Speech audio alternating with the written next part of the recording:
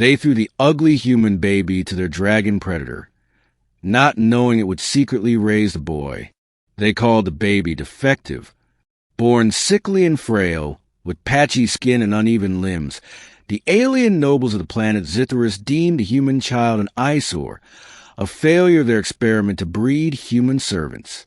"Throw it to the pits," spat Lord Vaker. "Let the Nightmaw do what it was made for." The guards hesitated, not because they cared, but because even they feared the Nightmaw. Buried deep in the black chasm of Mount Nyx, the Nightmaw was a dragon beast said to have devoured thousands. Kept in chains, it was fed the unwanted, the broken, the condemned. Nothing thrown into its lair ever returned. Until now, the baby hit the cavern floor with a soft thud, weak whimpering. It should have died within minutes. The Nightmaw watched from the shadows.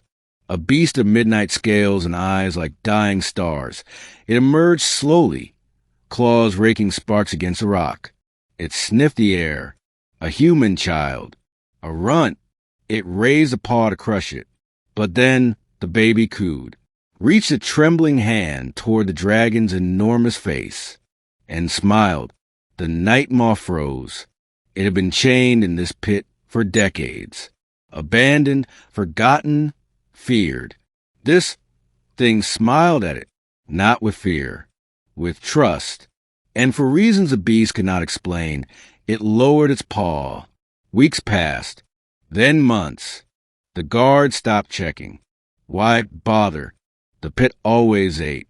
But down below, the Nightmaw did not devour. It sheltered.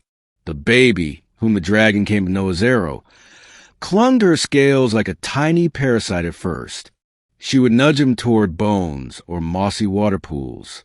She'd warm him with her breath, or hum low vibrations that echoed through the cave like lullabies. Arrow grew stronger. Not beautiful, never that, but sturdy, curious. He mimicked the dragon's growls, climbed her wings, even braided her long whiskers with scraps of cloth.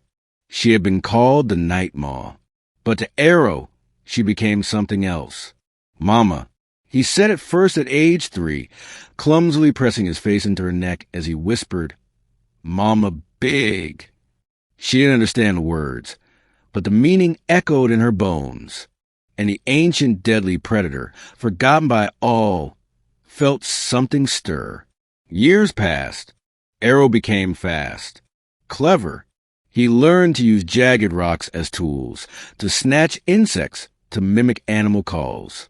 The Nightmaw taught him her way, by action, not word, how to move silently, how to read the wind in the tunnels, how to listen with more than ears. He was still ugly to those who valued beauty.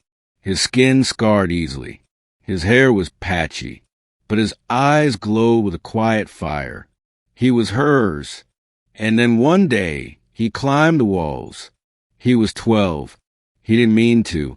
A fallen stone opened a tunnel of light above, and curiosity pulled him upward. For the first time, he stood beneath the alien sky, red and burning, unlike anything his cavern home had shown him. But so did the patrols. A hunter spotted him. "By the void, what is that? Is it human? Fetch the Lord." Arrow was dragged before Lord Vaker, now old, but still cruel. The nobles stared in disgust. It survived down there, with the Nightmaw. "It's hideous," sneered one noblewoman. "Burn it." But Vaker's eyes gleamed. "No, bring it to the arena.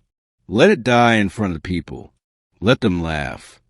They threw him in chains, took his furs, mocked his growls. But they did not realize. Arrow was not alone. Deep in the pit, the Nightmaw woke. She had felt it. The chain between them pulled taut. Her boy was gone. Taken. With a roar that cracked the stone, she tore free from bonds that had held her for decades. The arena was packed. Thousands of Zytherians waited to see the feral cave creature die. Arrow stood in the sand, trembling but proud. He didn't understand their language. He didn't need to. He smelled the hate. He felt the sneers. A gate opened. 3 alien beasts charged toward him. Massive. Horned brutes bred for killing. He stood still. Closed his eyes. Mama Colin. She answered. The sky above split open. With a scream of fire and vengeance, the Nightmaw crashed into the arena like a comet, scattering nobles and guards like dust. The crowd panicked. She roared, and the arena walls shattered. The beast turned to fight her. She crushed them with a single swipe. Then she stood over Arrow, shielding him with her wings, daring anyone to try again. Lord Vaker trembled. Kill it! Kill them both! Blasters fired. Spears flew.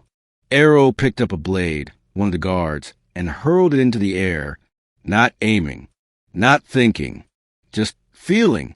The blade turned midair and pierced Vaker through the chest. Silence fell. Arrow stood beside the Nightmaw, his hand resting on her leg. The crowd stared. They had thrown him away. Now they bowed, because neither beast nor boy would be ruled again.